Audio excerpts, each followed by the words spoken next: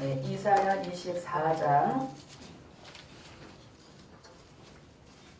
16절을 보겠습니다. 이사야 24장 16절.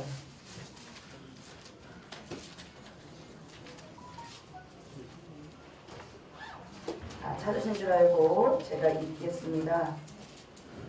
땅끝에서부터 노래하는 소리가 우리에게 들리기를 의로우신 자에게 영광을 돌리세 하도다. 많이 울리네, 그죠? 그러나 나는 이르기를 나는 쇠잔하였고 나는 쇠잔하였으니 내게 화가 있도다. 괴율자가 괴율을 행하도다.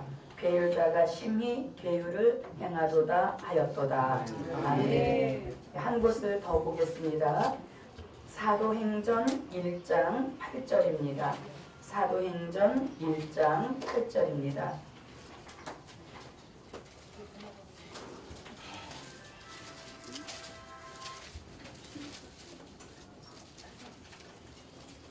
네, 함께 읽겠습니다. 사도행전 1장 8절. 오직 성령이 너에게 임하시면 너희가 권능을 받고 예루살렘과 사마리아와 땅 끝까지 이르러 내 증인이 되리라 하시니라. 아멘. 네, 그래서 이제 오늘 강의에 올려드릴 말씀의 제목은 오늘 본문 말씀 이사야 24장 16절 초반절에 보니까 땅 끝에서부터 이런 말씀이 있습니다. 예, 그리고 사도행전 1장 8절 말씀에 보니까 땅 끝까지 이런 말씀이 있습니다. 예, 공통된 단어가 있죠. 공통된 단어가 뭐예요? 땅 끝이죠. 예, 그래서 오늘 강의에 올려드릴 말씀의 제목은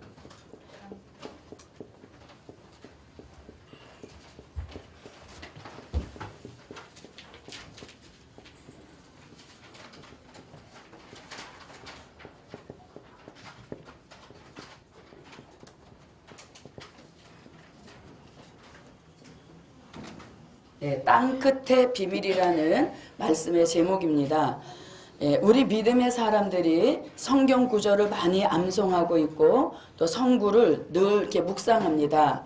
그 중에 가장 친숙한 구절 중에 하나가 사도행전 1장 8절이죠. 자, 다 함께 성경 보지 마시고 시작. 오직 성령이 너에게 임하시면 너희가 권능을 받고 성대와 사마리아와 땅 끝까지 이르러 내 증인이 되리라. 네, 동그라미 5개입니다. 네, 그래서 이렇게 땅 끝까지 이르러 내 증인이 되리라 이렇게 말씀을 늘 묵상하고 또 그 말씀을 많이 이렇게 우리 영의 생활에서 활용을 하고 있는데 이 땅끝이라는 말에 대해서 그렇게 심각하게 생각해 보지 않고 땅끝은 과연 무엇을 의미할까 이렇게 별로 그 의미를 별로 두지를 않았던 것이 사실입니다. 또 이 땅끝에 대해서 조금 더 이렇게 생각해 보신 분이라면 이 땅끝은 복음이 전도되지 않는 미전도 지역인 것 같다. 미전도 지역인 것 같다. 이렇게 막연하게나마 미전도 지역이 아닐까 이렇게 생각하신 것이 땅끝에 대한 상식의 전부였습니다. 예, 그런데 사도행전 1장 8절만 봤을 때는 땅끝까지 이 말씀만 알았을 때는 이 땅끝이 복음이 전해지지 않은 미전도 지역이다. 이렇게 해도 거기에 대한 반론을 펼 수 있는 어떤 성경적 근거가 없었습니다. 예, 그래서 그냥 미전도 지역인가 보다 뭐 이렇게 생각을 했고 저도 실제적으로 신학교 다닐 때 제가 이제 전도 동아리에 들어가 있었는데 이제 매주 수업이 끝나면 전도를 이렇게 나갔었습니다. 전도 동아리들이. 그런 거 전도부장 되는 학생이 기도를 할 때 그래요. 오늘도 땅끝을 밟는 심정으로 이 전도를 나가게 해달라고 이렇게 해서 그러니까 예수 안 믿는 사람 만나는데 거기가 땅끝인가 보다 이렇게 알고 있었거든요. 예, 그런데 이제 이사야 24장 16절 말씀해 보니까 땅끝에서부터 라는 요 땅끝은 똑같은데 에서부터라는 요 말씀이 붙으면서 이제 땅끝이 미전도 지역을 가리킨 것만은 아니로구나 하는 것을 이게 영적으로 좀 이렇게 감각이 있는 분들은 느끼실 것입니다. 그래서 오늘은 그럼 땅끝은 무엇인가? 땅끝은 무엇을 의미하는 것인가? 이것을 한번 이제 말씀의 근거를 가지고 이 땅끝에 대한 말씀을 한번 올려보도록 하겠습니다. 자, 그럼 먼저 땅 끝까지의 비밀입니다. 땅 끝까지의 비밀. 자, 땅 끝까지의 비밀은 오늘 본문이죠. 사도행전 1장 8절. 자, 여기서 우리가 땅 끝은 두고 어디까지 할 때, 어디까지 할 때, 이 어디까지 할 때는 요까지란 말은 무슨 의미일까요? 네, 그렇죠. 종착지란 뜻을 가지고 있죠. 종착지 또는 종점, 더 이상 가지 않는다, 더 이상 갈 수 없다 라는 의미를 쓸 때 어디까지 이렇게 합니다. 예, 그래서 여기까지 오게 되면 더 이상 가면 그것은 위반인 것이고 더 이상 가도 이게 힘을 제대로 발휘하지 못한다는 이야기인 것이죠. 예, 그래서 어디까지라고 하는 것은 종착지 또는 종점 이렇게 보는 겁니다. 자, 그러면 사도행전 1장 8절에서 자, 예루살렘에서부터 이렇게 예루살렘과 그 다음에 유다와 사마리아와 땅끝까지 이르러 내 증인이 되라 이렇게 되어 있죠. 자, 그러면 예루살렘에서부터 출발을 해서 예루살렘에서부터 출발을 해서 땅끝까지 즉 종점까지 올 수 있는 것은 무엇일까? 근데 예루살렘에서 출발한 그 역사가 뭐냐면 내 증인, 다시 말하면 초림의 주를 증인서는 역사가 예루살렘에서부터 시작을 해서 유대와 사마리아와 땅끝까지 오게 되면 초림의 주를 증인하는 그 역사는 끝을 낸다. 그 사명을 다한다. 이렇게 보는 역사인 것이죠. 아멘. 네, 그래서 그러면 자 보세요. 예루살렘에서 시작한 초림의 주를 증인서는 역사. 우리는 예수님을 증인할 때 무엇을 가지고 예수님을 증거할까요? 그렇죠. 말씀 또는 복음을 가지고 주님을 증거하는 역사인 것이죠. 그러면 예루살렘에서부터 시작하여서 초림의 주를 증거할 때 그 복음을 일컬어서 우리가 십자가 복음 이렇게 합니다. 십자가 복음 또는 마태복음 24장 14절 말씀에 보면 천국 복음 이런 말씀 있죠. 예, 그래서 십자가 복음 또는 천국 복음 이렇게 이제 초림의 주를 증거할 때 우리가 십자가 복음을 통하여서 초림의 주를 증거하였고 또 천국 복음을 통하여서 초림의 주님은 하나님의 아들이시고 초림의 주님이 우리를 위하여서 십자가에 죽으셨습니다 하는 증거를 바로 복음을 통하여서 이루어 왔다는 것입니다. 자, 그러면 예루살렘에서 출발한 천국 복음이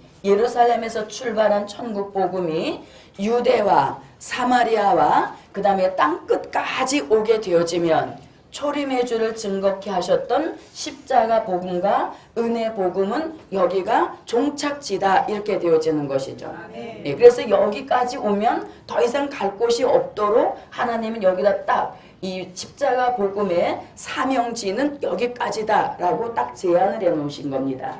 그래서 이 이상 넘어가면 이제 힘을 잃어버리는, 그래서 오늘 본문에서 나는 쇠잔하여졌다 이렇게 말씀하고 있는 것이죠. 예, 자 그러면 보세요. 예루살렘에서부터 시작한 십자가 복음이 유대와 사마리아와 땅끝까지 오게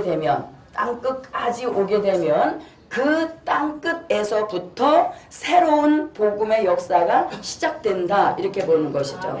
예, 그래서 땅끝까지와 땅끝에서부터 할 때 그 땅끝은 동일 지역이라는 얘기인 것입니다. 아멘. 동일 지역이라는 얘기인 거죠.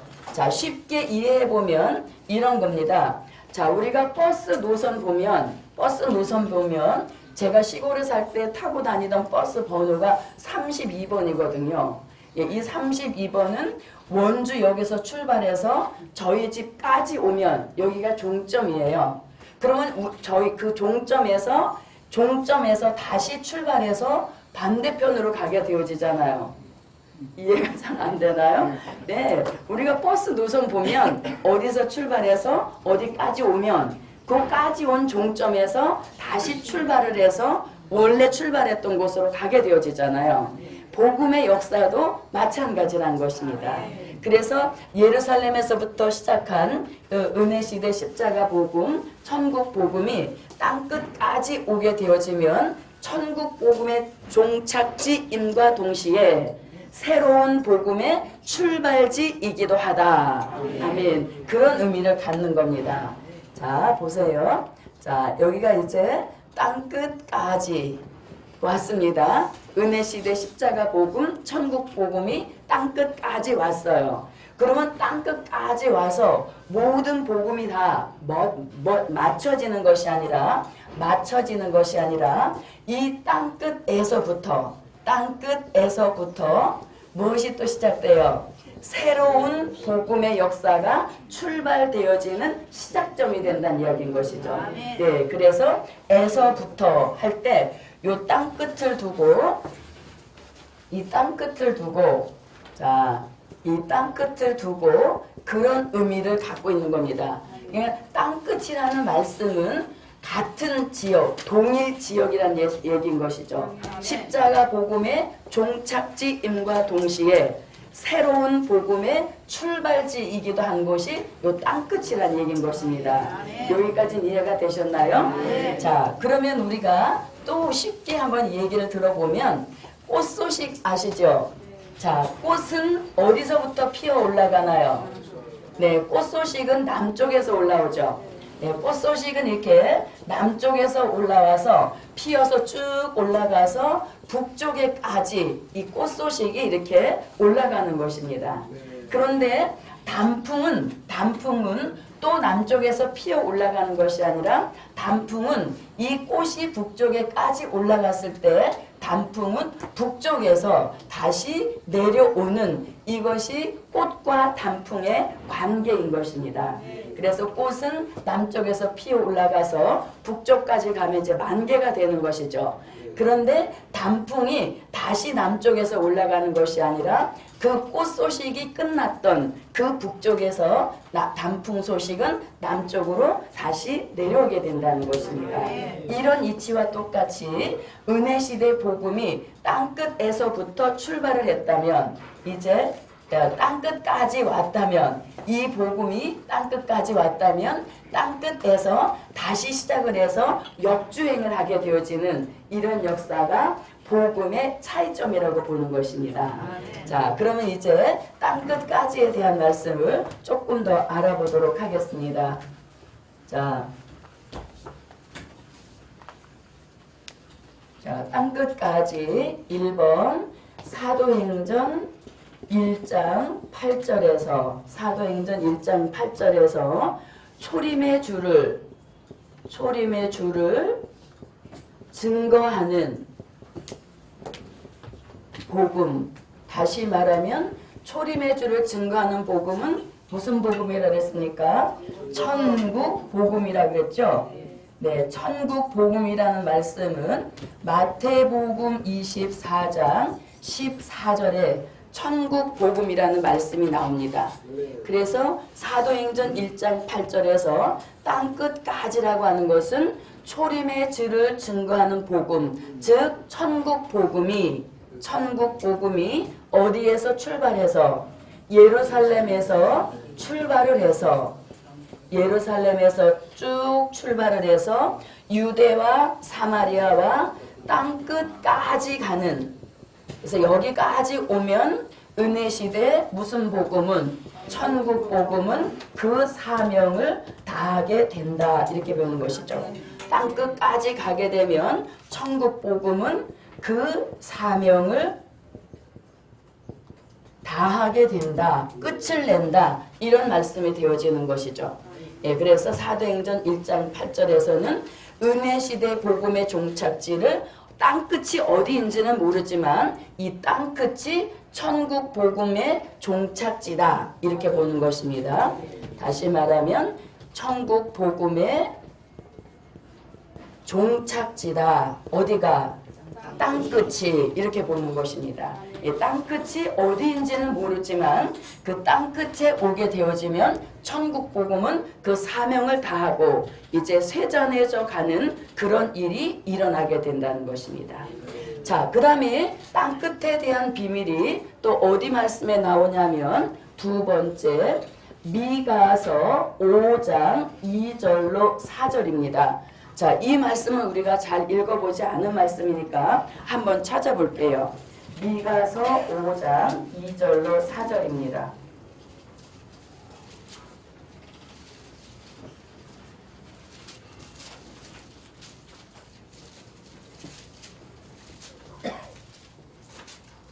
네, 미가서 5장 2절로 4절 찾으셨으면 읽어주세요.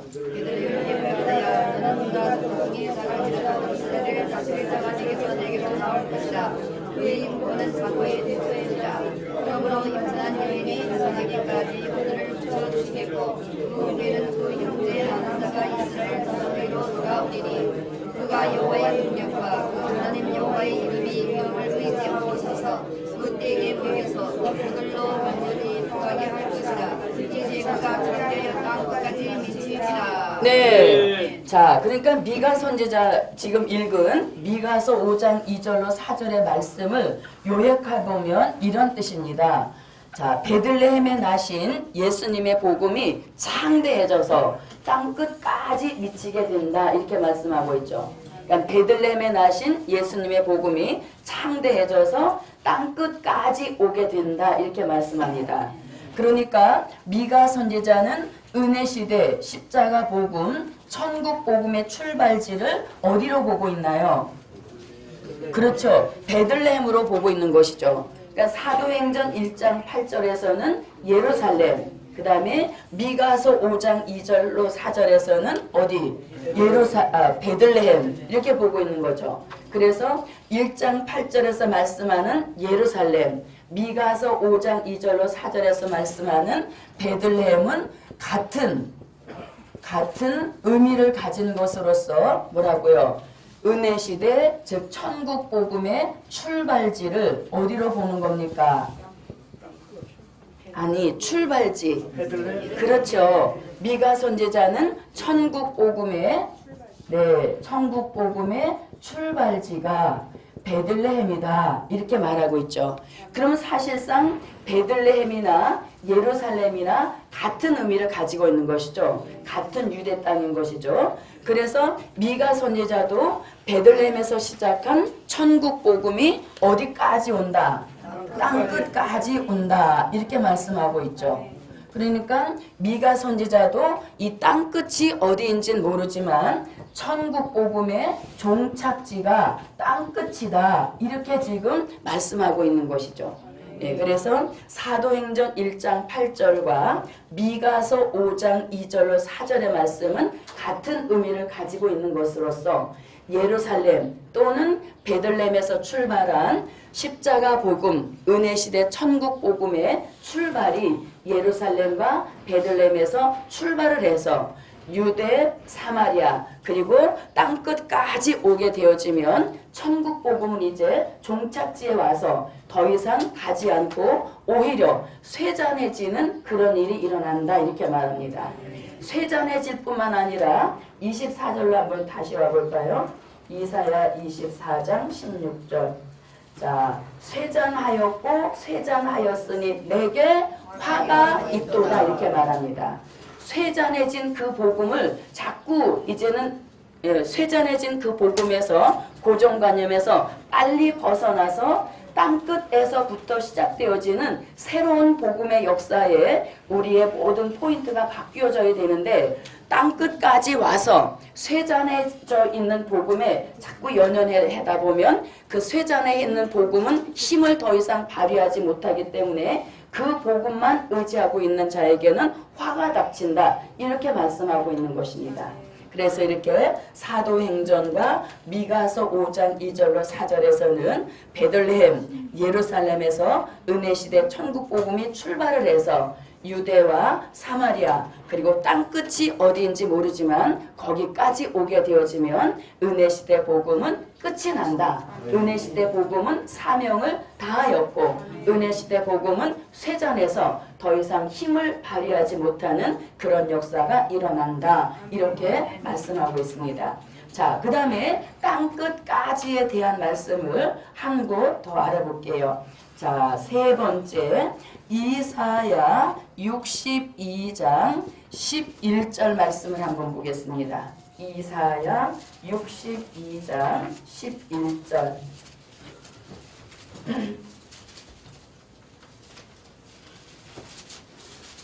이사야 62장 11절입니다. 자, 찾으셨으면 읽어주세요. 여호와께서 땅끝까지 관광하시되 너희는 다시 내리리라. 고라니 기본이 받으리라. 고라 상륙이 있고 몸이 갖고 있으리라 하셨느니라. 네. 자, 여기서 여호와께서 땅끝까지 반포하시되 하면서 구원이 임하였다. 땅끝까지도 구원이 임하게 하신다 하면서 이 땅끝이 어디인지 모르지만 그 땅끝에도 구원의 역사가 이르게 하신다. 이렇게 말씀합니다. 자, 여러분 보세요. 만약에 이 땅끝이 복음이 전해지지 않은 미전도 지역이라면 자, 여러분들도 그 보도와 접하신 분이 계신지 모르겠지만 얼마 전에 해외 선교사 분들이 이제 귀국을 하셔서 그 해외 선교에 대한 귀국 보고를 하는 그런 그 내용이 신문에 실린 적이 있는데 그 선교사님들이 뭐라고 얘기를 하냐면 이제 복음이 전 지역으로 다 전해졌다는 것입니다. 그래서 다 전해지고 이제 2개 종족 외에는 복음이 다 전해졌는데 언젠가는 이 2개 종족에게도 복음이 갈 것이다 라고 하는 선교사들의 귀국 보고가 있었습니다. 근데 이미 그것이 수년 전에 보고된 보고이기 때문에 지금에 와서는 이 2개 종족에게까지도 복음이 갔을 것이다. 이렇게 이제 예상을 해보는 것입니다. 만약에 그렇게 해서 복음이 전해지지 않은 2개 종족에게까지도 복음이 다 이미 전해졌다면 성경에서 땅끝이라는 말씀은 없어져야 되는 것이죠. 왜? 땅끝을 미전도 지역으로 알고 있다면 미전도 지역이라고 생각한다면 복음이 전해지지 않고 복음이 온 세상에 다 전해지게 되면 땅끝이라는 말씀 자체가 필요 없는 그런 말씀이 된다는 뜻입니다. 무슨 뜻인지 아시겠어요?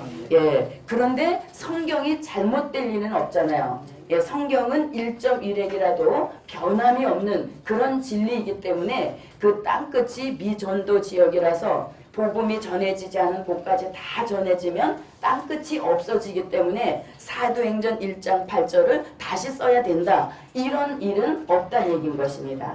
그래서 미전도 지역이라는 고정관념을 빨리 벗어버리시고 이 땅끝에 대한 새로운 진리를 이렇게 말씀드릴 때에 이 땅끝의 역사에 이 집중을 하셔서 땅끝에서 일어나는 이 복음 역사에 저도 여러분도 함께 동참하시길 바랍니다.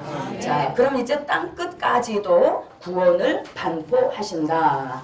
자, 그 다음에 이제 네 번째로 또 이 땅끝까지에 대한 말씀을 보면 이사야 49장 6절에서도 땅끝까지라는 이런 말씀이 나옵니다.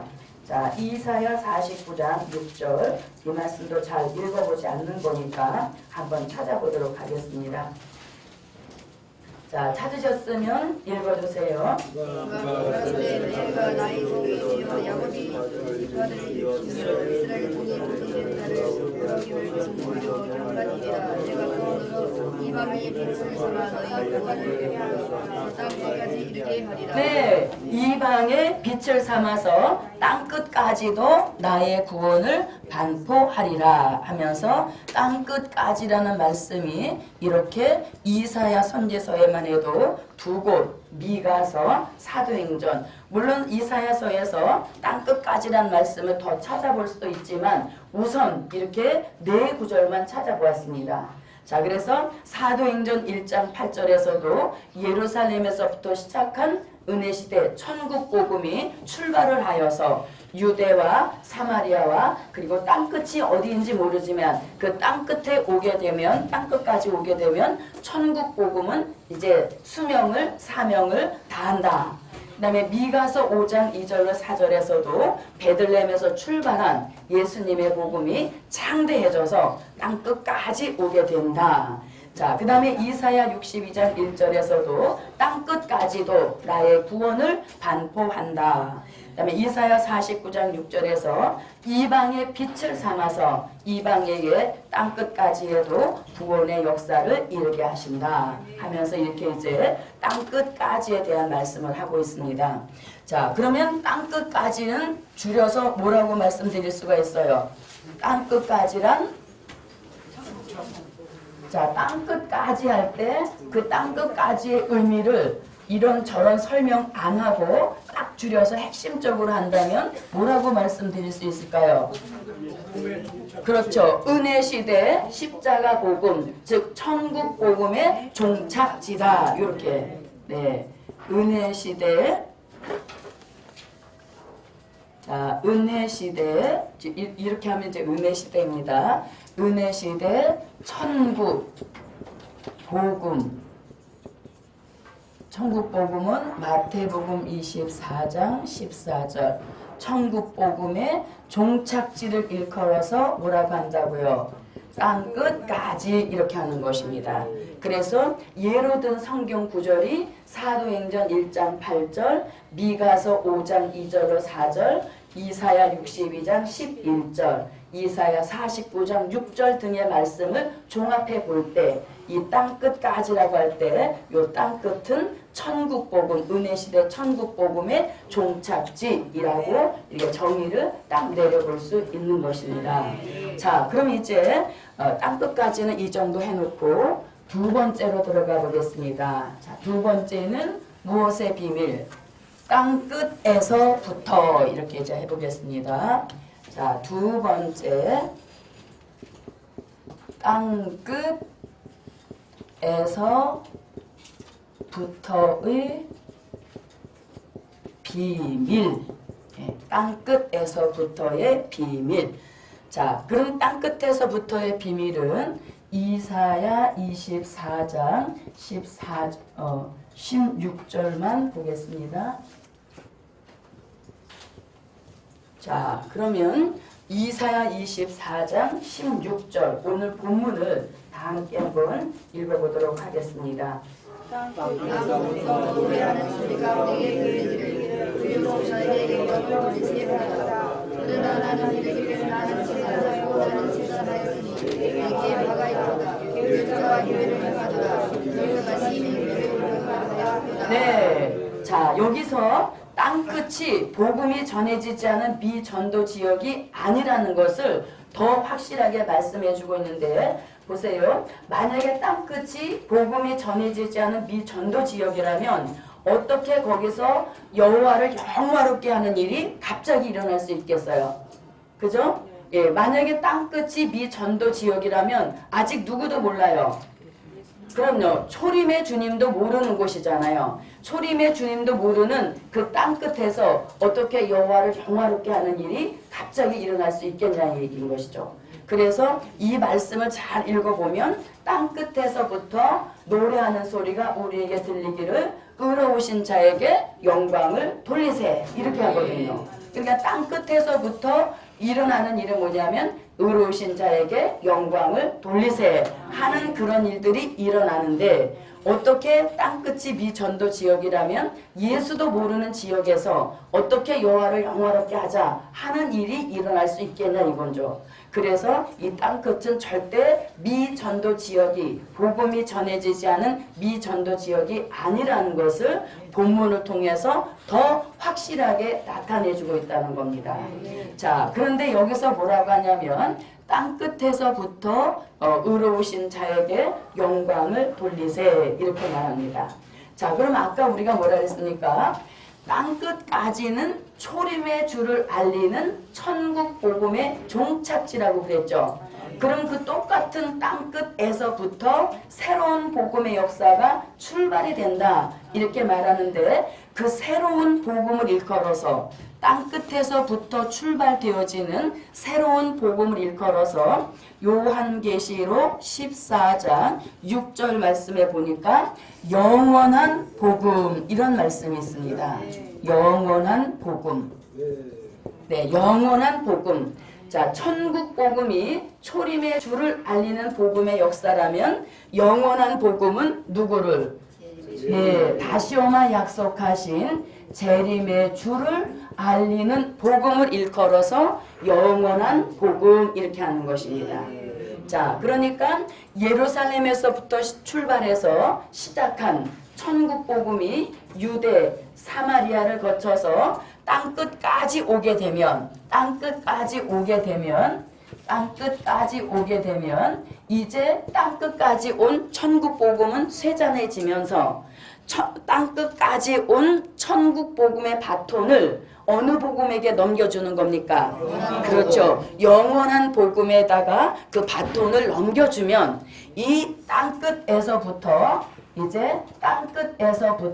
새로운 복음, 무슨 복음? 네, 영원한 복음을 통하여서 다시 오마 약속하신 재림의 주를 알리는 그런 복음의 역사가 새롭게 출발되어지는 그런 역사를 이룬다는 겁니다. 예, 그래서 까지는 종점이요, 에서부터는 출발지다 이렇게 보는 것이죠. 자, 그러니까 이제 여기서 또 하나의 결론을 한번 내보겠습니다. 자, 땅끝까지가 은혜시대 천국 복음의 종착지라면 이 땅끝에서부터란 무슨 뜻이냐? 환란시대, 새로운 복음, 무슨 복음? 영원한 복음의 무엇이다? 네, 출발지다. 이렇게 이제 우리가 보는 것입니다. 네, 그래서 땅끝까지는 은혜시대 복음의 종착지, 그 똑같은 땅끝에서부터 새로운 복음이 시작되어지는데, 그 새로운 복음이 시작되는 복음을 일컬어서 환란시대 영원한 복음, 그리고 에서부터라는 것은 영원한 복음의 출발지다 이렇게 보는 것입니다. 그러니까 땅끝이라는 것이 어느 지역인지는 모르지만 그 땅끝은 동일한 지역으로서 은혜시대 복음의 종착지임과 동시에 그 종착지에서 환란시대 새로운 복음, 영원한 복음을 통하여서 재림의 주를 알리는 복음이 시작된다. 네, 이렇게 이제 보는 역사인 것입니다. 예, 좀 이해가 되셨죠? 네. 자, 그럼 이렇게 이제 영원한 복음의 출발지를 일컬어서 땅끝에서부터 이렇게 하는 것입니다. 자, 그러면 지금 이사야 선지자는 땅끝은 땅끝인데, 자, 보세요. 24장 16절 한번 보겠습니다. 땅끝에서부터 노래하는 소리가 들린다 이렇게 말했는데, 이 땅끝에서부터의 시작은 14절부터 시작이 되어지는 겁니다. 자, 14절로 15절을 한번 읽어보겠습니다. 우리가 사사로는 여호와의 이름을 여호와의 사람으로의 빛이니 바다 모든 산속에 있는 하나님 여호와의 이름을 명확히 하라 것이라. 네, 자, 보세요. 지금 이사야 선지자가 환란시대 새로운 복음의 출발지가 땅끝에서부터 시작이 된다 이렇게 말씀하는데, 이 땅끝이 보세요. 이렇게 말씀한 이사야 선지자는 이스라엘 나라 사람이죠. 예, 이스라엘 나라 사람인데, 이스라엘에서 봤을 때 땅끝이 여러 곳에 있을 거 아니에요. 동서남북쪽으로. 그런데 그 땅끝이 서방 쪽으로 가는 땅끝이 아니라 어디로? 동방 쪽으로 가는 땅끝이다 이렇게 말하는 거죠. 그러니까 요 땅 끝에 대한 범위가 굉장히 축소가 되는 것이죠. 동서사방으로 이스라엘에서 봤을 때 땅끝이 많이 있을 거 아니에요. 그런데 그런 많은 방향을 딱 정해서 동방으로 가는 땅끝이다 이렇게 말하는 것이죠. 예, 동방으로 가는 땅끝이다. 그런데 동방 땅끝인데 그 다음에 무엇이 있고 바다가 있다 이렇게 말합니다. 동쪽으로 가는 땅끝이면서 또 바다가 있는 역사다 이렇게 지금 말씀해주고 있는 것입니다. 그래서 이사야 선지자는 이 마지막 환란 시대 새로운 복음의 출발지가 또 예루살렘에서 출발하는 것이 아니라 자기네 나라에서 봤을 때 동방이면서 동쪽으로 가면서 땅끝인 이곳에서 환란 시대 새로운 복음의 역사가 시작된다 이렇게 지금 말씀하고 있는 것입니다. 자, 그 다음에 이제 이사야 41장으로 한번 가보겠습니다. 땅끝에 대한 말씀인 것이에요. 그런데 이제 땅끝인데 서쪽으로 가는 땅끝이 아니라 동방으로 가는 땅끝이라는 것을 딱 못을 박아놓고 있는 것이죠. 아멘. 자, 그 다음에 이사야 41장 8절로 9절을 보겠습니다. 이사야 41장 8절로 9절.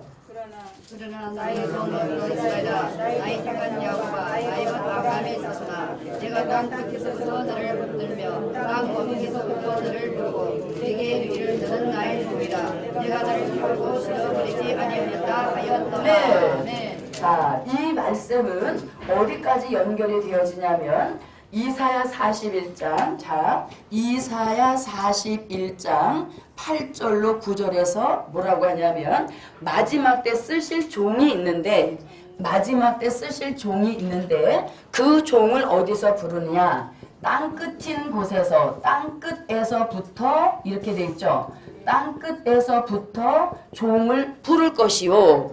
그런데 이 땅끝은 또 모양을 보니까 모퉁이가 져 있다 이렇게 말하죠. 땅 모퉁이가 져 있다. 땅끝은 땅끝인데 이스라엘에서 딱 보니까 모퉁이가 이렇게 져 있다는 겁니다. 자, 모퉁이가 이렇게 져 있다는 겁니다. 그런 곳에서 종을 불렀는데 불러놓고 보니까 너무 하나님이 쓰시기에는 아닌 점이 많은 거예요. 그렇다고 할지라도 구절처럼 너는 흠이 많아서 안 되겠구나. 너는 안 돼. 싫어. 이렇게 버리지 아니하신다는 겁니다. 아멘. 네, 하나님이 땅끝 땅모퉁이에서 마지막 때 쓰시려고 종을 부르셨는데 너무 흠이 많고 너무 부적절해. 그렇지만 그럼에도 불구하고 하나님 넌 싫어. 안 돼. 이렇게 버리지 아니하시고 오히려 이사야 41장 10절 같이 몇 가지 약속을 주셔서 5가지 약속을 주신다 이렇게 말합니다. 자, 5가지 약속 시작.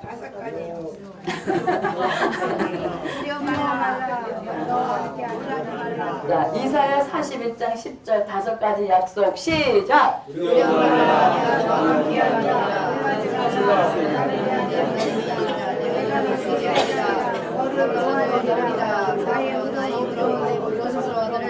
아멘. 자, 이것이 바로 땅끝, 땅 모퉁이에서 부르심을 입고 나오는 종들에게 주시는 5가지 약속입니다. 이런 약속 받아볼만 하죠? 제가 아는 어떤 집사님 4분 젊은 분이 계시는데 그 이제 아내 되시는 여자 집사님이 간호사예요.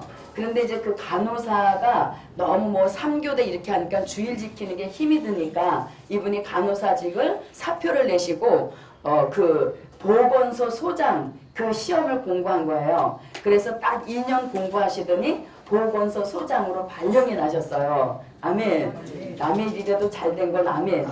네. 그런데 그 남편 집사님이 얼마나 멋지냐면 아내가 2년 동안 막 공부를 막 정말 머리 똥기고 공부를 하니까 그 모습이 너무 안 됐든지 측은했든지 이사야 41장 10절 요 5가지 약속을 표고사 있잖아요. 표고사에 가가지고 이중 액자로 딱 만들어서 아내한테 이렇게 선물을 했답니다. 예, 그래서 그 선물을 풀어서 자기 공부하는 책상에다 붙여놓고 힘들 때마다 그 5가지 약속 시행을 주시라고 기도하면서 공부하였더니 정말 5가지 약속을 시행해 주셔서 보건소 소장님으로 근무 중이시랍니다. 네, 그래서 이렇게 우리가 5가지 약속, 이 약속을 성경에다 묻어놓으면 아무 의미가 없는 겁니다.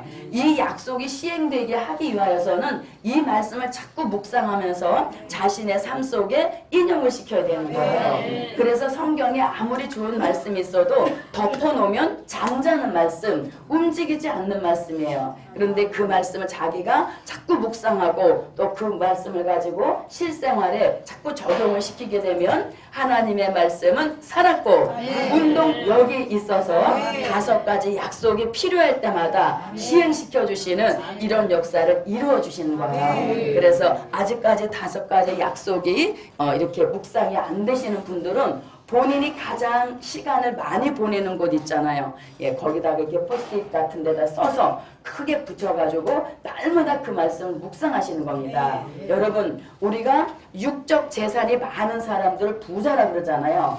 우리가 영적으로도 재산이 많아야 영적 부유한 자가 되죠.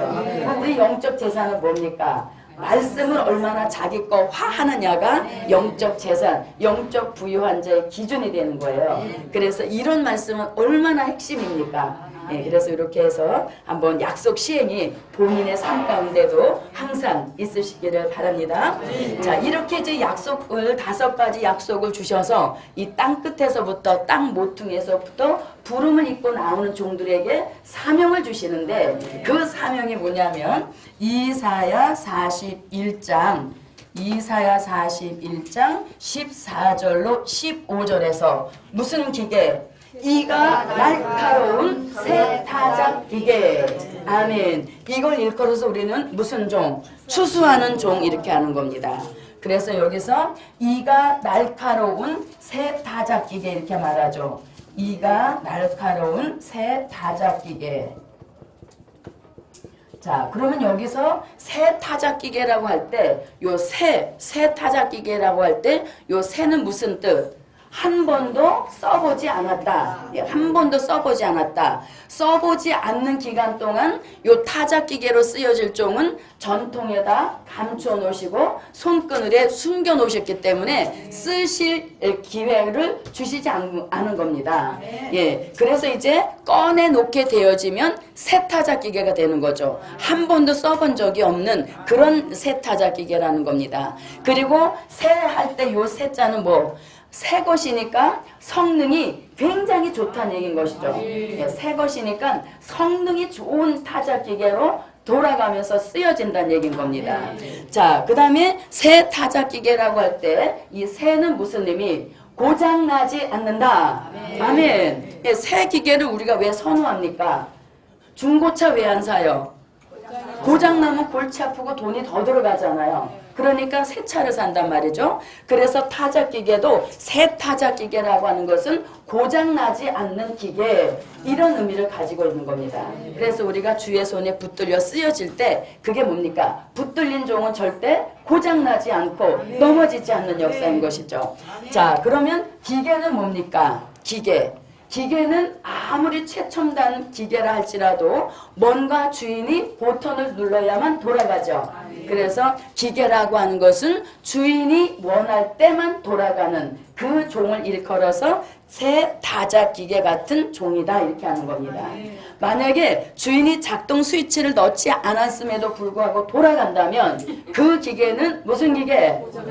고장난 기계거나 미팅 기계겠죠. 예, 그래서 기계라는 것은 그런 의미를 가지고 있는 겁니다. 새롭다고 하는 것은 한 번도 써보지 않았다. 그리고 새거라고 하는 것은 성능이 뛰어나다. 그리고 새거라고 하는 것은 고장나지 않는다. 그리고 기계라고 하는 것은 주인이 누굽니까? 그렇죠. 우리 하나님 아버지죠. 그래서 주인이 원할 때만 주인의 뜻대로 돌아가고 또 주인이 멈춰라 이제 됐다 할 때는 딱 멈출 수 있는 그런 종을 일컬어서 새 타작기계 같은 종이다 이렇게 하는 것이죠. 자, 그럼 보세요. 땅 끝에서부터 땅 모퉁이에서부터 쓰시려고 부르실 종이 있는데 그 종의 사명이 타작기계, 즉 추수하는 종이다. 이렇게 하는 것을 볼 때 이 땅끝은 뭐라고? 복음이 전해지지 않은 비전도 지역이 아니라는 것을 또 증명한다는 거죠. 자, 복음이 전해지지 않은 비전도 지역은 누구부터 알려줘야 돼요? 복음의 씨를 심어서 예수부터 알려줘야 되잖아요. 그런데 어떻게 그 복음이 가지 않은 그 미전도 지역 땅끝에서 추수하는 종이 갑자기 나올 수 있겠어요? 그래서 땅끝은 미전도 지역이 아니라는 것을 이사야가 거듭거듭 말씀하고 있는 것입니다.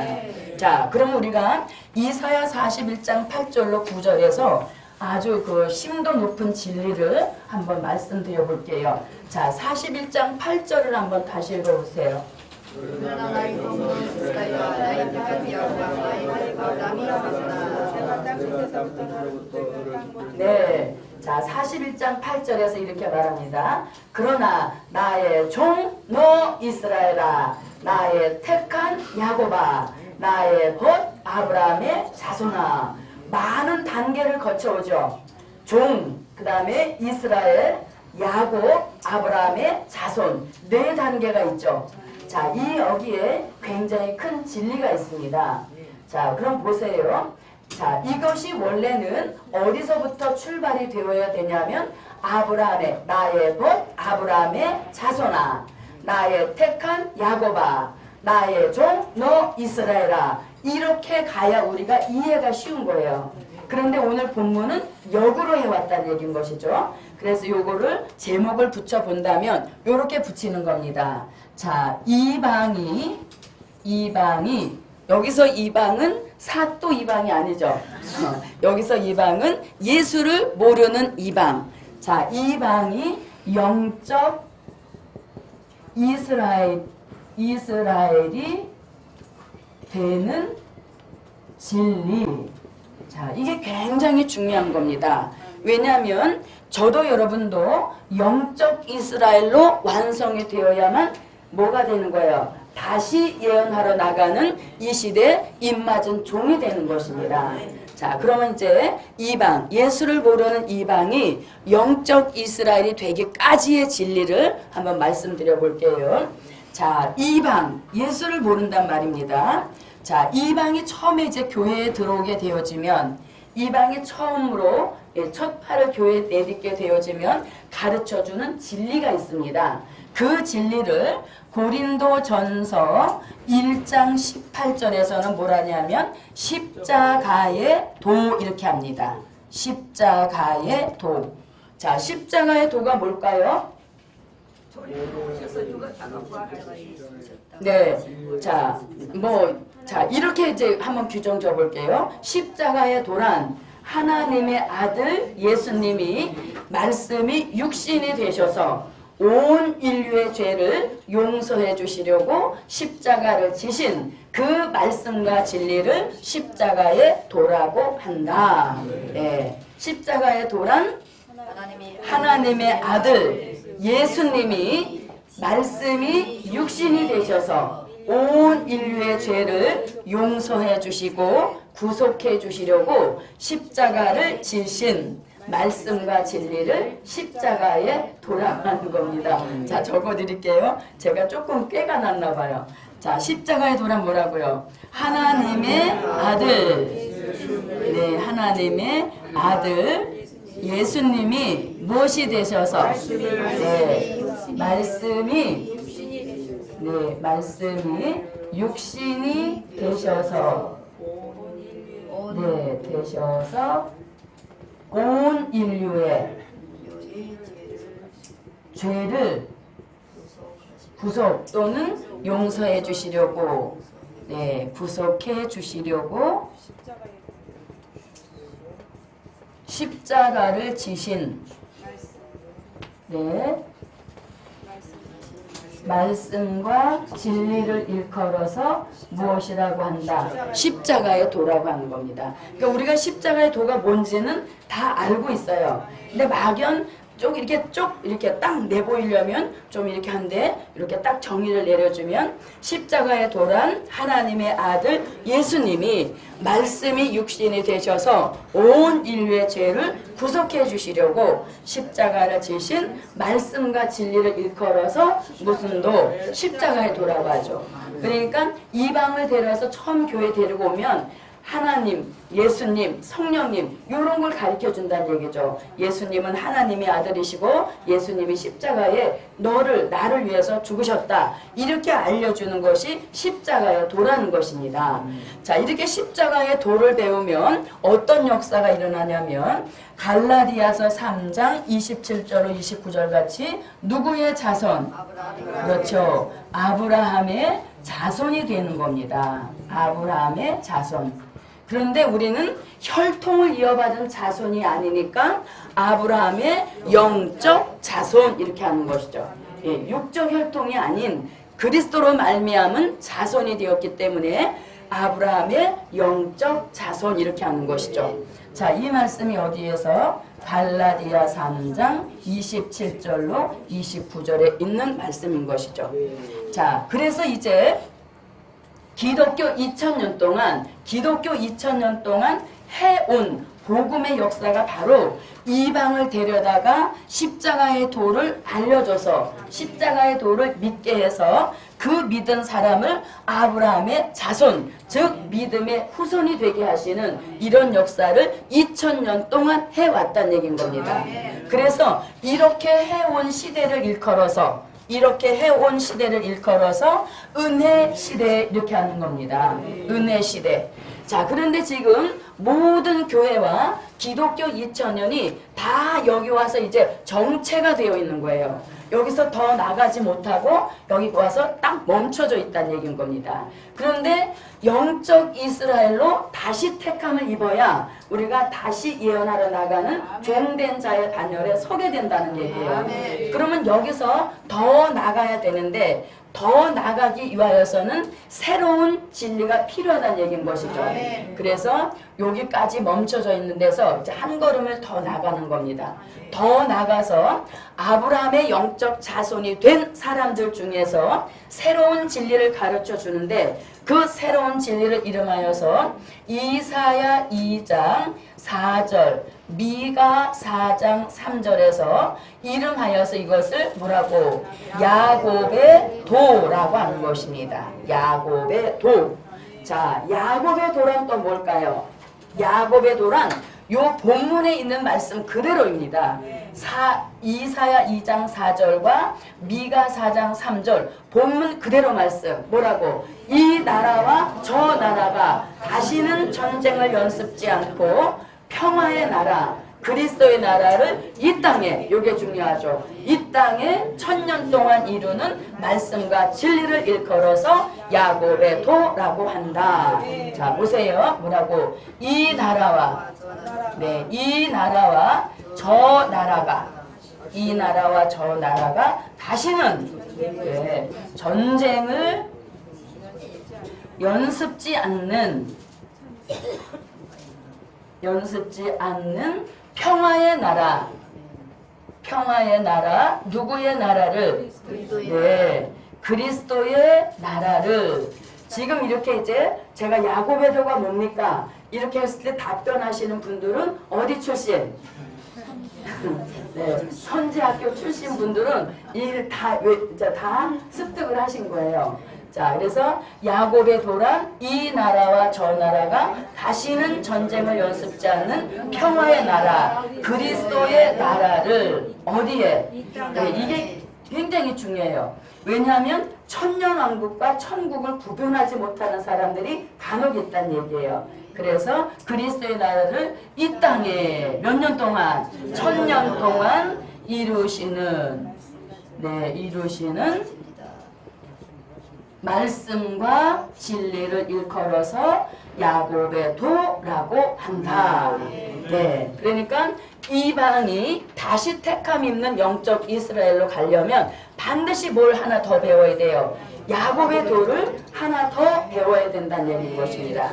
그렇게 되어지면 야곱의 도를 배우면 또 어떤 변화가 일어났냐? 자, 십자가의 도를 배우니까 아브라함의 영적 자손이 되었죠. 그렇다면 이 자손 중에서 야곱의 도를 가르치면 또 일어나는 변화가 있겠죠. 그 일어나는 변화가 뭐냐면, 자, 야곱 족속의 무엇이 돼야 돼요?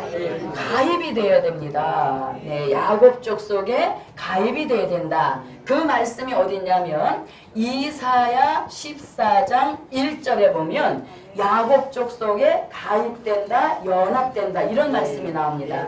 자, 이사야 14장 1절을 한번 찾아볼게요. 이사야 14장 1절.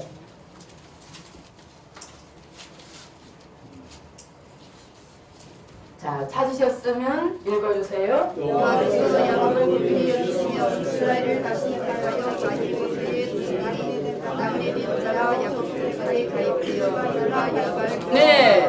자, 나그네 된 자. 오늘 이사야 14장 1절에서는 이방을 일컬어서 나그네 된 자 이렇게 됐죠. 그 나그네 된 자가 즉 이방이 영적 이스라엘로 다시 택함 입으려면 반드시 뭘 배워서 야곱의 도를 배워서 야곱 족속에게 가입되고 연합이 되어야 된다는 겁니다. 그래서 이 마지막 복음 역사는 혼자 외톨이로 가는 복음이 아니란 얘기예요. 왜? 가입되고 12,000 가입되고 12,000 그래서 14만 4천원 수를 채우는 역사에 나도 가입이 되어야 된다는 것입니다. 그래서 가입되고 연합이 되어야 된다는 얘기인 것이죠. 자, 가입되고 연합됐으면 또 그걸로 그치는 것이 아니라 잘 들어보세요. 지금 여기서는 야곱 족속인데 이 야곱 족속이 아브라함의 손자 야곱이 아니기 때문에 이것을 영적 야곱이라고 하고 또는 동방에서 나온다 하여서 동방 야곱 이렇게 하는 겁니다. 자, 야곱 족속에 가입이 되면 이들에게 이름을 하나 주는데 그 이름이 이사야 44장 1절로 5절에 보면 야곱이라 자칭하리라. 그래서 야곱의 도를 배우고 야곱 족속에 가입이 되면 남녀노소를 막론하고 이름이 통일됩니다. 뭐라고? 야곱으로 통일이 되죠. 자, 옆에 분과 야곱아, 동방 야곱아, 영적 야곱아. 예, 그래서 이제 저도 여러분도 뭐가 된 겁니까?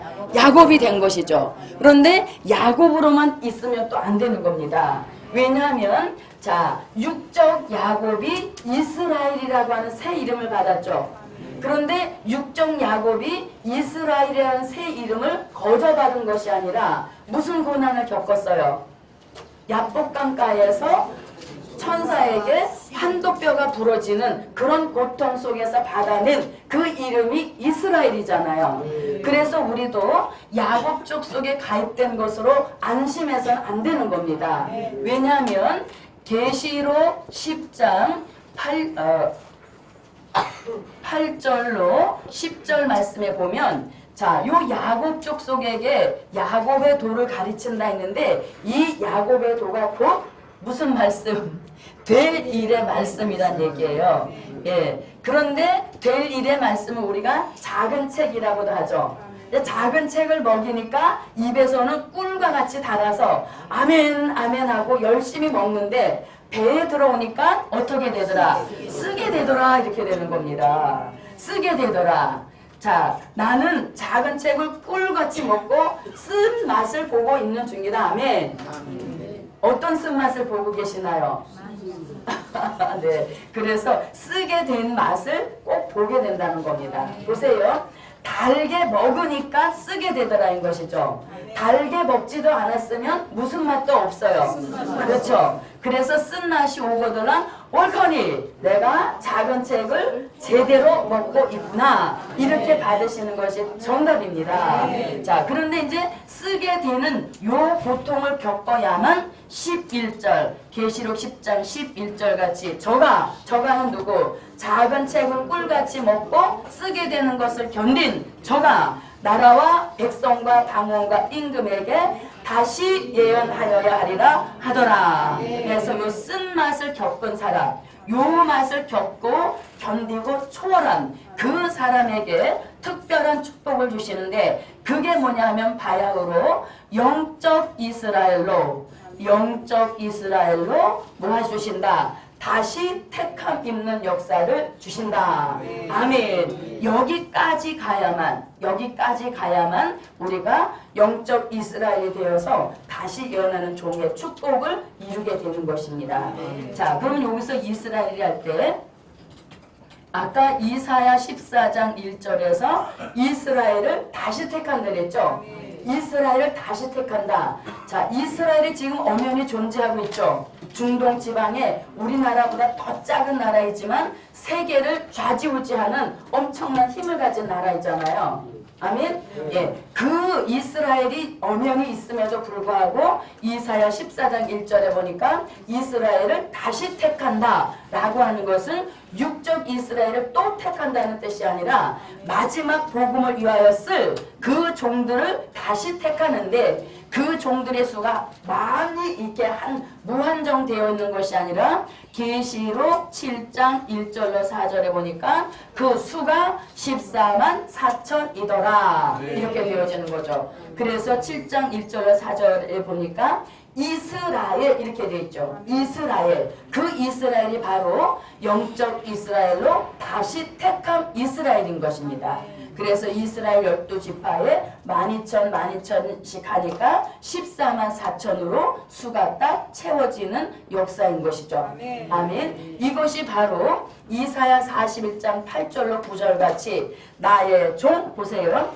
자, 그럼 7장 1절로 4절 한번 먼저 읽어볼게요. 계시록 7장 1절로 4절입니다. 자, 계시록 7장 1절로 4절. 자, 찾으셨으면 얼른 읽어주세요.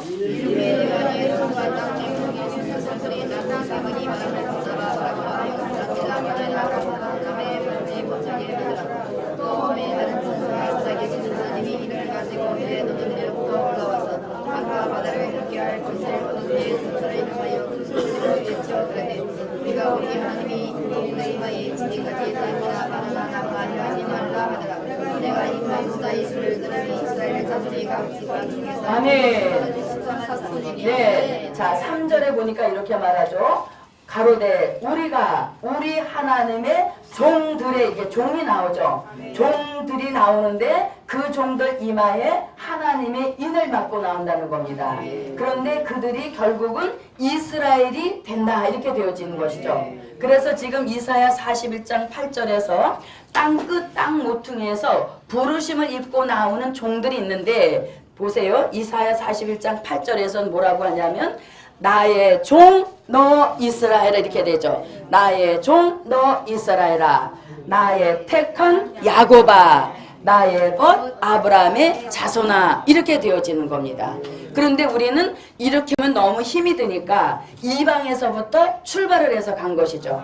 그래서 이방이 영적 이스라엘까지 가려면 처음에는 십자가의 도를 배워서 아브라함의 자손이 되어야 되고 아브라함의 자손이 된 사람 중에서 마지막에 이스라엘로 다시 택한 뜻이 있는 종들에게는 무슨 도를 새로 가르쳐서 야곱의 도를 가르쳐서 혼자 있게 하시지 않고 야곱들이 가입되어 있고 먼저 나온 야곱이 있잖아요. 또 나온 야곱이 있고 그래서 그 야곱 족속에게 가입시켜 주시고 연합시켜 주셔서 14만 4천의 수가 딱 채워지게 되면 그 채워진 공동체를 일컬어서 이스라엘 이렇게 하는 겁니다. 그러니까 복음 받은 한 사람 한 사람은 야곱 이렇게 되는 것이고 야곱의 수가 딱 채워져서 14만 4천이 되면 이스라엘 이렇게 되는 겁니다.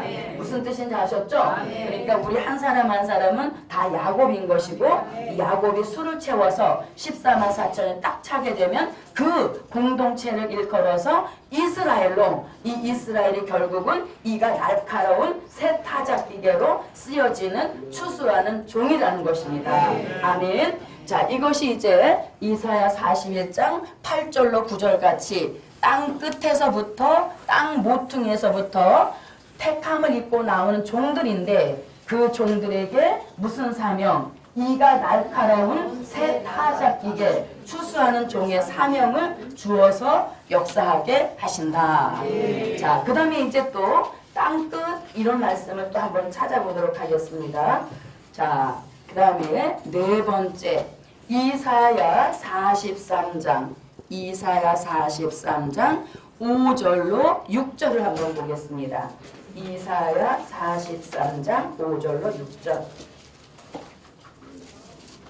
자, 찾으셨으면 읽어주세요. 두려워 말라 너와 함께하여 내 자손을 동방에서부터 오게 하여 서방에서부터 너의 거주지를 내가 붙이며 내가 공격이니라 가까이 두려워하지 말라 내 아들들을 거주에서 이끌며 내 딸들을 오게 하라. 네, 아들과 꼭 딸 같은 종들을 땅 끝에서 오게 하리라 이렇게 말하죠. 아들 같고 땅 같은 종들을 땅 끝에서 오게 하리라. 자, 그 다음에 이제 5번째 한번 봅니다. 이사야 52장 10절 말씀을 한번 보겠습니다. 이사야 52장 10절. 자, 52장 10절 찾아 읽어주세요. 여호와께서 일본이 목소리서 누굴한 말을 나타내셨으므로 모든 땅 끝까지도 우리 하나님의 구원을 보았다. 네, 자, 우리 하나님의 구원을 땅 끝까지도 보았다 이렇게 말씀합니다. 자, 그 다음에 이제 조금 넘어가서 자, 요엘 선지자도 마지막 때에 큰 역사가 일어나게 되는데 요엘 선지자는 요엘서 2장 20절에서 마지막에 큰 역사가 동해와 그 다음에 서해가 있는 곳에서 하나님이 큰 일을 행하시는 그런 일이 일어난다 이렇게 말씀합니다. 자, 그리고 말라기 선지자도 말라기 1장 11절 말씀해 보니까 마지막에 이방 민족 중에서 내 이름을 크게 하는 그런 일이 일어난다 이렇게 말씀합니다. 자, 그 다음에 다니엘 선지자도 다니엘서 11장 44절에서 뭐라고? 동북의 소문이 늘어난다 이렇게 말하죠. 동북의 소문이 늘어난다. 마지막 복음 역사는 동북에서 소문이 일어난다. 자, 그 다음에 9번째 가장 결정적인 게 뭐냐면 요한계시록 7장 1절로 4절에서 마지막 역사 중에서 가장 중요한 게 뭐냐면 하나님의 인을 치는 역사이죠. 하나님의 인을 치는 역사가 어디서 있다? 해 돋는 곳에서부터 올라와서 하나님의 인을 친다 이렇게 합니다. 그러면 해 돋는 곳은 결국 선지자들 말의 표현에 의하면 동방이다 이렇게 되는 것이죠. 자, 그 다음에 이 모든 조건을 다 갖추었어도 가장 중요한 게 뭐냐면 10번째 이사야 46장 10절로 11절입니다. 자, 요건 우리가 한번 찾아볼게요. 이사야 46장 10절로 11절입니다. 이사야 46장 10절로 11절 찾으셨으면 읽어주세요. 내가 너만을 정복하여 아직 아니하리를 인정하고 나의 모략이 소유진이 내가 나의 모략을 하는 것을 보라 하였느니라. 내가 너무 이삭을 영원 나라에서 나의 모략을 사랑하고 싶으나 내가 말하여서 들려주는 것이요 정의와의 성명을 하리라. 아멘. 네, 자, 하나님께서 종말에 하실 일이 있는데 그 종말에 하실 일을 처음부터 고해놨다는 겁니다. 그런데 아직 이루지 않고 그 일을 남겨놓으셨다는 거예요. 그래서 그 일을 일컬어서 사도 요한은 될 일이다 이렇게 하는 겁니다. 종말에 하실 일을 처음부터 고해놓았지만 아직 이루지 아니한 일, 그래서 그것을 한마디로 될 일이라고 하는 거예요. 그런데 이 될 일을 이루려고 하나님이 종을 부르는데 어디에서? 동방에서. 이사야 선지자가 자기네 나라에서 봤을 때 동방인데 그 동방도 가까이 있는 동방이 아니라 멀리 있는 먼 나라에서 나의 모략을 이룰 독수리 같은 종을 부를 것이다. 이렇게 말씀하고 있는 것입니다. 네, 그래서 지금 보세요. 지금 우리가 목적하는 게 뭐냐면 자, 은혜 시대 복음의 종착지 땅 끝까지 그리고 환란 시대에 새로운 복음, 영원한 복음의 출발지인 땅끝. 그 땅끝이 어디냐? 이걸 이제 찾아가는 곳이에요. 아멘. 예, 그것을 이제 찾아가는 겁니다. 자, 그럼 이제 보세요. 지금 이사야 선지자는 뭐라고 말씀합니까? 자, 동방이면서, 그 다음에 땅끝이면서, 그 다음에 또 뭐라고? 네, 바다가 있는 곳이어야 된다. 이렇게 말합니다. 그러나 이사야 41장 1절 말씀에 근거해 보면 섬은 아니어야 된다. 이렇게 말씀하고 있는 것이죠. 자, 동방이면서 땅끝이면서 바다가 있어야 되고, 그 다음에 그 종들인 어디에서? 땅끝에서, 그 다음에 모퉁이 가진 땅 모퉁이에서 종들이 부르심을 입고 나온다. 이렇게 말합니다.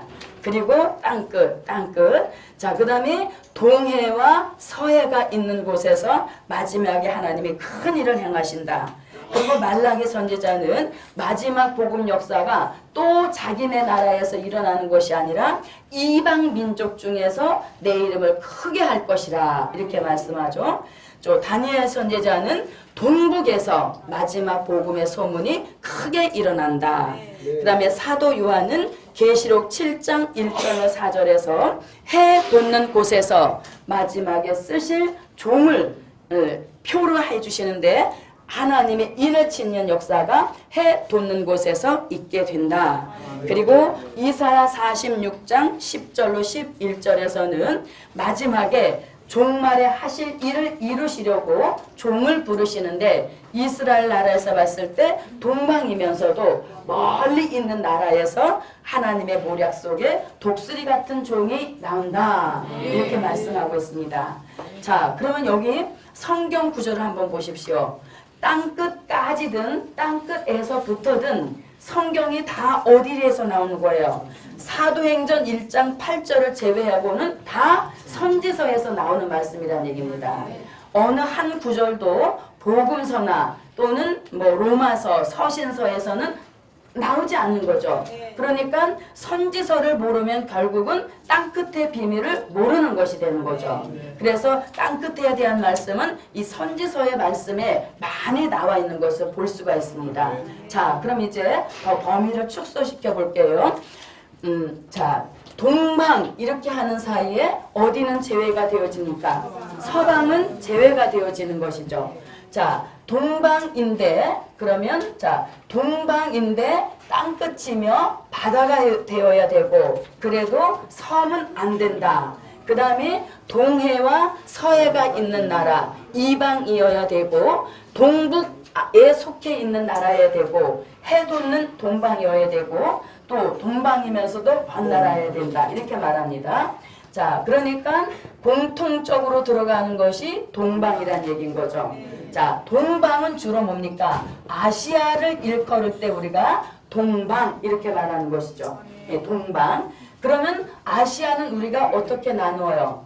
동남아시아. 네. 동남아시아. 그 다음에 동북아시아. 이렇게 나누죠. 그렇게 나눠요, 안 나눠요? 네. 자, 동방하면 아시아 지역을 말하는데 아시아는 주로 동남아시아, 동북아시아 이렇게 나눈단 말이죠. 그런데 다니엘 선지자가 마지막 소문은 동북에서 난다. 이렇게 하니까 뭐는 자동 탈락. 동남아시아는 자동으로 탈락이 되는 것이죠. 그리고 동남아시아는 거의가 불교권이잖아요. 예, 다니엘이 동북에서 소문난다. 이렇게 말 안 해도 동남아시아는 거의가 불교권이기 때문에 복음 역사와는 상관없는 나라들이 대부분이라는 얘기인 것입니다. 자, 그러면 이제 동북아시아에 속한 나라들 이름을 한번 대보세요. 동북아시아. 자, 그래요. 자, 러시아 일부. 자, 그 다음에 또 동북아시아에서 아는 나라. 자, 대만 또는 타이완이라고도 하죠. 또 홍콩, 네, 중국, 네, 그 다음에 일본 들어갔고, 그 다음에 우리나라, 한국이 동북아시아에 들어가죠. 예, 그리고 이북이 여기에 또 들어가게 되는 겁니다. 제가 어디 가서 강의할 때 북한이라 그랬더니 점심시간에 어떤 목사님이 북한이라 그러면 안 된다는 거예요. 그래서 예 그랬더니 북한이 무슨 우리가 남한 북한 하면 그들도 정상 국가로 인정을 해주는 거래요. 그래서 북한이라고 하지 마. 뭐라고 했더니 이북이라고 그러라고 그렇게 얘기를 하더라고요. 예, 그것도 일리는 있죠. 우리가 남한 북한 하면 동등한 국가 인정이 들어간다는 거예요. 그래서 그들은 괴뢰군이라는 얘기인 거죠. 자, 그래서 동북아시아는 이제 러시아 일부, 대만, 홍콩, 일본, 중국, 한국, 이북 이것이 이제 동북아시아에 속한 나라들이라는 겁니다. 자, 그럼 이제 보세요. 자, 러시아가 이 복음 역사와 상관이 있겠어요, 없겠어요? 러시아는 뭡니까? 8째 왕으로 수종 통치 시대를 지배할 지배자이기 때문에 절대 안 되는 거죠. 대만도 홍콩도 왜 안 될까요? 네, 섬이기 때문에 안 되고 불교 국가이기 때문에 안 되고 중국도 뭡니까? 중국은 용의 나라로서 마지막에 또 큰 대적 세력으로 나올 것이기 때문에 중국이 안 되죠. 자, 일본도 섬이니까 안 되고 그 다음에 뭡니까? 얘네는 더 안 되는 것이죠. 예, 그리고 남은 것은 어디? 좀 크게 나올 걸 기대했거든요. 자, 남은 게 어디? 대한민국 이렇게 하죠. 다 같이 남은 나라는 대한민국. 네, 그렇게 이제 남은 나라가 우리나라란 얘기예요. 그런데 보세요. 모든 조건을 다 갖추고 있다 할지라도 가장 중요한 게 뭐냐면 제가 이 아래 하단에 써드려서 죄송한데요. 이사야 46장 10절로 11절입니다. 뭐냐면 동방이고 땅끝이고 바닷가고 또 모퉁이가 저 있다 할지라도 종말에 하실 일, 즉 될 일의 말씀, 종말 복음, 이 재림의 주를 알리는 이 복음을 갖고 있는 나라라야 여기에 해당이 된다는 얘기인 거예요. 그런데 우리나라는 어떻습니까? 재림 예수가 가장 많이 나온 나라가 우리나라죠. 예, 그리고 뭡니까? 이단 서로 이단이래죠. 예, 그래서 이 복음 요한계시록을 가지고 가장 사고를 많이 일으키고 있는 나라가 우리나라라는 얘기인 것입니다. 그리고 모든 조건을 바라볼 때 그리고 여러분들이 이제 그 지도를 펴놓으시고 이스라엘 나라에서 서쪽으로 가면 안 돼요. 왜? 서쪽으로 가면 안 되죠. 왜?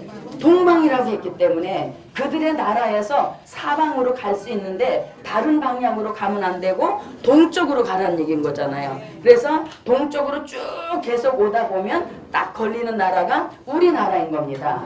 우리나라에서 좀 더 지나가면 태평양이 나오게 되죠. 태평양을 건너서 어디로 가? 그렇죠. 그렇기 때문에 이스라엘 나라에서 봤을 때 정동쪽으로 쭉 가다 보면 우리나라가 딱 땅끝에 걸리게 되어지는 그런 역사인 것입니다. 그래서 마지막 복음 역사는 동방이면서도 이 대한민국에서 하나님의 큰 섭리가 있다는 것이 선지자들과 사도 요한을 통하여서 이 시대에 나타내 주시는 땅끝의 비밀입니다. 자, 그러니까 땅끝은 결국 어디라고요? 그렇지, 대한민국이라는 얘기인 겁니다. 자, 보세요. 그러면 예루살렘 또는 미가 선지자 표현에 의하면 어디에서? 그렇죠. 베들레헴에서 출발한 무슨 복음이? 천국 복음이 유대, 사마리아, 아메리카, 아시아를 지나서 우리나라까지 오는데 땅끝인 우리나라까지 오는데 2000년이 걸렸다는 얘기입니다. 그래서 우리나라는 기독교가 들어온 지 몇 년밖에 안 됐어요. 그렇죠. 130주년밖에 안 됐다는 얘기예요. 그래서 이미 아메리카나 미국인은 아까 이사야 24장에서 쇠잔하다 그랬잖아요. 이미 복음이 들어간 2000년 이상이 된 나라에서는 다 쇠잔해졌다는 얘기인 겁니다. 그래도 우리나라는 130년밖에 안 됐기 때문에 세계에서 십자가가 가장 많은 나라인 것이고 또 재림에 대해서 가장 뜨거운 관심을 가지고 있는 나라가 우리나라란 얘기인 겁니다. 그래서 땅끝인 우리나라에 와서 새로운 복음, 무슨 복음? 영원한 복음, 재림의 주를 알리는 복음이 다시 역으로 해서 전 세계로 퍼져나가는 이런 역사가 땅끝인 우리나라를 통하여 일어나게 된다. 그래서 우리는 복음이 있기 때문에 우리나라는 소망이 있는 것입니다. 지금 세계적인 여론이 사실 우리나라가 모든 지금 세계 정세의 주인공임에도 불구하고 코리아 패싱이라 해서 우리를 따돌리고 자기네들끼리 막 우리를 마음대로 요리하잖아요. 그것은 하나의 일시적인 현상에 불과한 것이고 하나님은 우리나라에 즉 땅끝인 우리나라에 새로운 복음, 영원한 복음을 통하여서 다시 오마 약속하신 재림의 주를 알리는 복음의 역사를 새롭게 펼치려고 하시는 이러한 큰 뜻을 우리나라에 가지고 계시다는 겁니다. 그래서 머지않아 이 복음의 시대도 열려질 것이고 복음으로 준비하는 저와 여러분의 시대도 열려진다. 자, 다 같이 오른손. 우리 시대 열려진다. 우리 시대 열려진다. 우리 시대 열려진다. 우리 시대 열려진다. 무엇을 통해서? 그렇죠. 영원한 복음 델일의 말씀을 통해서 준비된 우리들의 시대가 열려지게 하실 줄 믿습니다.